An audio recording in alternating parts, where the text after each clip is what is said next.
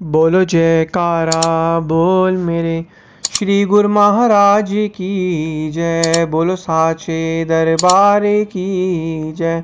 बोलो श्री सतगुरुदेव भगवान की जय।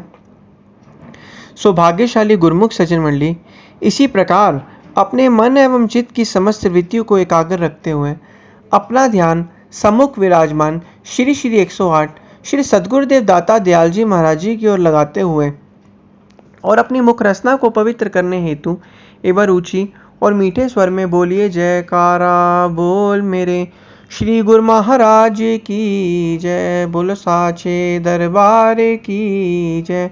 बोलो श्री सतगुरुदेव भगवान की जय। गुरुमुखों, एक बार की बात है, लीला हमारे श्री श्री 108 श्री पंचम पातशाही गुरु महाराज जी की।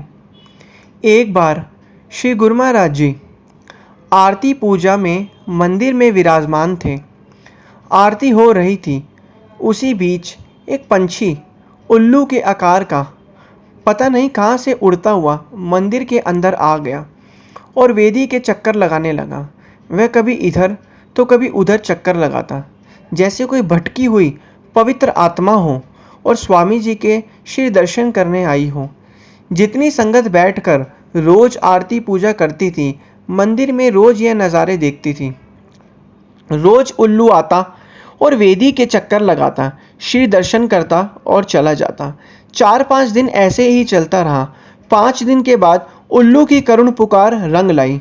श्री गुरु महाराज जी की कृपा दृष्टि चक्कर लगाते हुए उस पंछी पर पड़ी। स्वामी जी बहुत देर तक ऊपर की ओर देखते रहे, मंद मंद मुस्काते हुए ऊपर की तरफ आशीर्वाद देते रहे। जैसे ही स्वामी जी की कृपा दृष्टि और आशीर्वाद उस पंछी को मिला, वो उड़ता हुआ ऊपर की तरफ चला गया, जहाँ पर एग्जॉस्ट फैन चल रहा था। उससे टकराया, नीचे गिरा और स्वामी जी की हजूरी में प्राण त्याग दिए और पंछी की योनि से मुक्त होते हुए सदा के लिए उनके श्री चरणों में समा गया। जिस मुक्ति की तलाश में वो श्री परमहंसों के मंदिर में रोज चक्कर काट रहा था, श्री सद्गुरुदेव के श्री दर्शन करते हुए श्री सद्गुरु की रहमत से, उनके आशीर्वाद से वो पंछी योनि से मुक्त पा गया। श्री परमहंसों के दर्शन दीदार से उनके बताए 5 नियमों की पालना करने सेवकों को एक नहीं कहीं 1000 गौओं के दान का फल मिलता है और 84 के चक्कर से मुक्त होते हुए वह सेवक सचखंड को पाता है।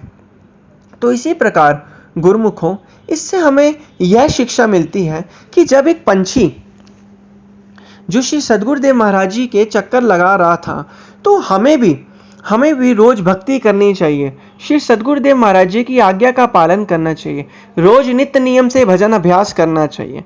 हमें उनके समक्ष बैठना चाहिए, उनके सम्मुख बैठना चाहिए। हमेशा हमारे नेत्रों में उनका ध्यान होना चाहिए।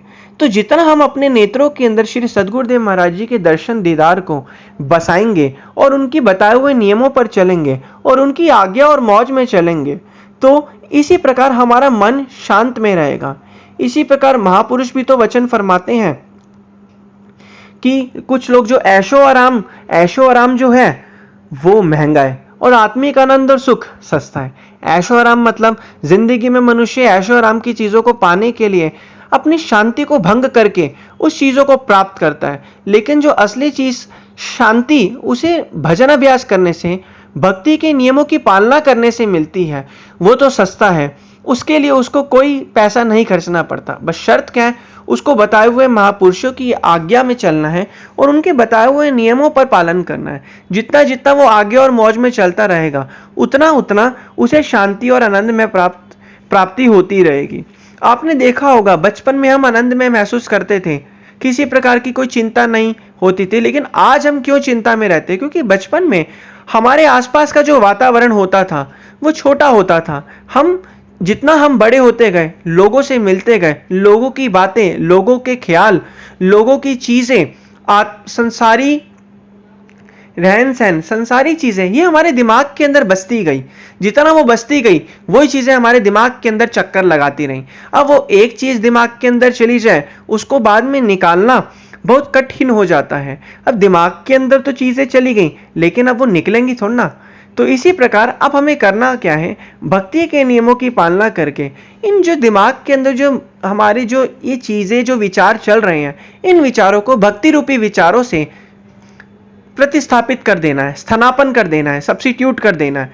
तभी हम आत्मिक आनंद को प्राप्त कर पाएंगे और महापुरुषों की प्रसन्नता को प्राप्त कर पाएंगे। बोलो जयकारा बोल मेरे श्री गुरु महाराज की जय। बोलो श्री सतगुरुदेव भगवान की जय।